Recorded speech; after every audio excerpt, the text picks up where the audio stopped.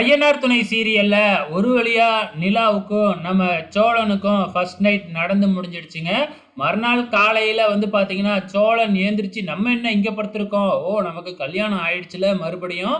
So அதனால தான் நம்ம இங்க படுத்திருக்கோம் அப்படின்னு சொல்லி, நம்ம சோழன் பயங்கர சந்தோஷத்துல இருக்கிறாப்புல. அப்படியே வெட்கப்பட்டுக்கிட்டே வெளியில வராப்புல. வெளியில வந்த உடனே நம்ம சோழனோட அண்ணன் 2 தம்பிங்க அங்க உட்காந்து பார்த்துக்கிட்டே இருக்கிறாங்க. ஸோ நான் கூட நீ நைட்டு வெளியில எப்படியும் வந்துருவேன்னு தான் நினைச்சேன். ஆனா பரவாயில்லையே உள்ளாரையே தங்கிட்டியே அப்படின்னு சொல்லிக்கிட்டு இருக்கிறாங்க.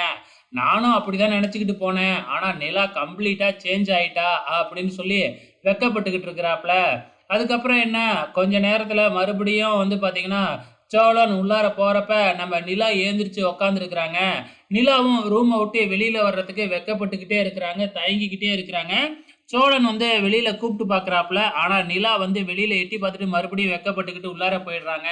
உடனே சோழன் வெளியில இருந்துகிட்டு, "உங்களெல்லாம் பார்க்கறதுக்கு நிலாவுக்கு வெட்கமா இருக்காம். அதனால நீங்கலாம் கொஞ்சம் வெளியில போங்க" அப்படின்னு சொல்லிக்கிட்டு இருக்க, நிலாவுக்கு கடுப்பாயிடுது. "என்ன இப்படி சொல்லிக்கிட்டு இருக்கிறாரே" அப்படின்னு சொல்லிட்டு. மறுபடியும் உள்ளார போன உடனே, "நீங்க ஏன் இப்படிலாம் சொல்றீங்க?" அப்படின்னு கேட்க, "உண்மைய தானே சொன்னேன்" அப்படின்னு சோழனும் சொல்றாப்புல. அதுக்கப்புறம் என்ன, நம்ம நிலா வெட்கப்பட்டுக்கிட்டே அப்படியே வெளியில குளிக்கிறதுக்காக ரூமுக்குள்ள ஓடிடுறாங்க.